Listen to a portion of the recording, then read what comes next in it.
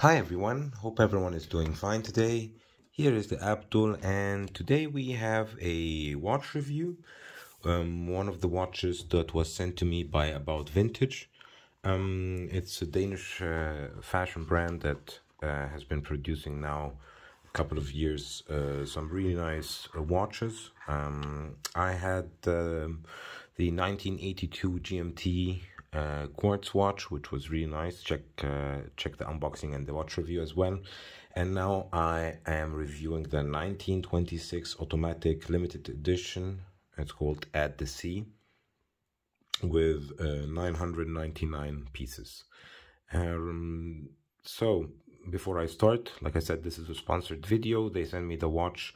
They didn't ask me to do anything. They just sent me the watch, and I'm just doing I did the unboxing, and this is the review video.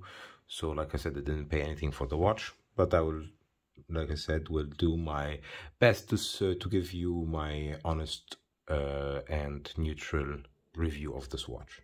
So let's start with the design. Whoops, sorry about that. So the designer is Jonathan Harboe for this At Sea editions, Danish designer. The design inspiration behind it is vintage divers. So you have a subdial, a sandwich loomed dial, as you can see, and you have a classical 39mm size. You get also a strap with it, a NATO strap, as vintage divers. And also you have this automatic movement. So inside you have the Miyota 8215 automatic movement with a rating between -20 and +20. I actually tested it after 1 week of wearing, and it was doing a +8, so it was quite well, but we will put it again on the time grapher for everybody to see. So on the case back you get the design in Copenhagen, About Vintage by Skove Andersen. I think the CEO of About Vintage, or the founder, and the name of the movement. And you get also the reference number, automatic limited edition. This is number 66. Sapphire crystal, 10 Atmos, so 100 meters water resistance. And what I really like is, as you can see, it's a screw down crown, and the crown has a little bit recess inside the case, so it does integrate really well, this onion crown. The bezel is really nice as well. Bezel action is good. Minimal play, so you get here minimal play, but everything lines up, as you can see.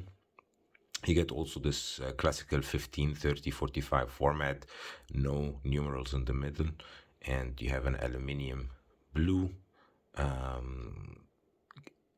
bezel insert to match the vintage look. I put the watch on this orange rubber strap because I thought it gives it, as you can see, I had a, let's say, an experiment to try to shorten the rubber strap, so now it's almost, this part is longer than this part. I just took too much out of the strap, but anyways, I digress. I'll get the caliper just to show you the basic dimensions of the watch. So like I said, 39mm in diameter. I don't know why my caliper, maybe it's actually zeroed. Okay, and let's get it lug to lug 46, and thickness 13mm.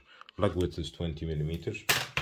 And I told you about the loom, the sandwich dial loom, and here you can see it. Polish it a bit. So the loom is adequate. I tried it a couple of times at night, and it was really nice. I'm wearing, by the way, the Seiko because of the orange. So I have a 17.1 centimeter wrist for your reference, and I hate it when the straps go from the other side, so I tried with one of my other straps, my black rubber strap, and it worked quite well. But with this one, it was, let's say, small failed experiment. So as you can see, it looks quite nice on my wrist from the side. The orange and blue mix quite well. So let's put it on the time grapher, and then I'll tell you what I liked, what I disliked, and I'll leave the specs and the information about the watch, link to the watch, in the description below. So as you can see, it's pendling between +10 and +14. Amplitude is 258, beat error 0.1 milliseconds. 21600 is the vibrations per hour. You can see +10. So quite good for the Miyota. So let's get back up, +6 even. Let's get back to the pros and cons, and what I liked, what I disliked, what I think they could improve on the watch to be a really, really nice vintage inspired offering.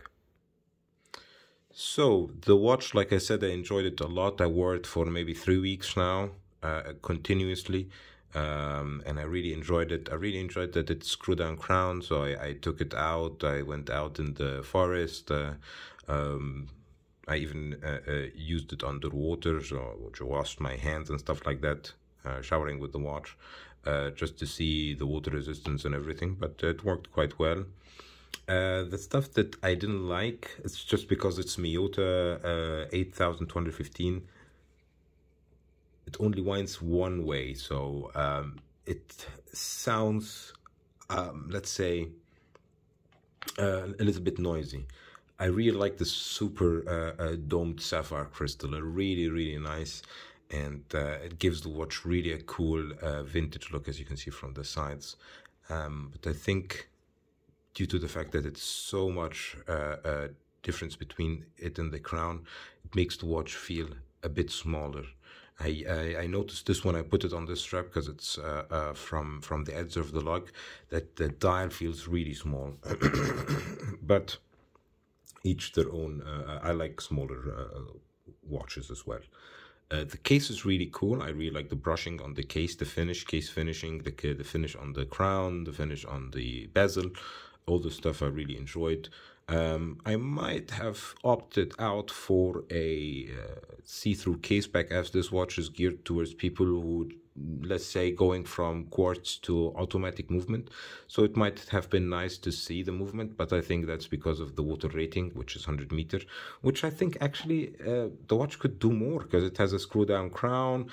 Divers usually with this specs would be 200 meters of water resistant. Maybe due to the case back construction, I have no idea, but this is one of the things I noticed as well. I like the wave motive on the back, but I think if you have a case back like this, it should align with the crown. So if you have a wave, the wave should be horizontal against the crown, so it feels more symmetrical. But like I said, this is just tastes. From the watch function, from the watch construction, it's a good offering. The crown action is the bezel action is good. The crown is a bit hard to open, but that's what you want to see instead of easier to open. So it's more, let's say, fitting the crown closure area here, so it closes. Then you know that it is closed, let's say. Yeah, that's about it. If you have any questions about this watch or any other watch, please leave me in the comment section. I'll leave the description of the watch in the description part. And yeah, hopefully see you in the next one. Sorry about that. Don't forget to like, subscribe, and hit the bell button. And hopefully see you in the next video. Bye bye, everybody.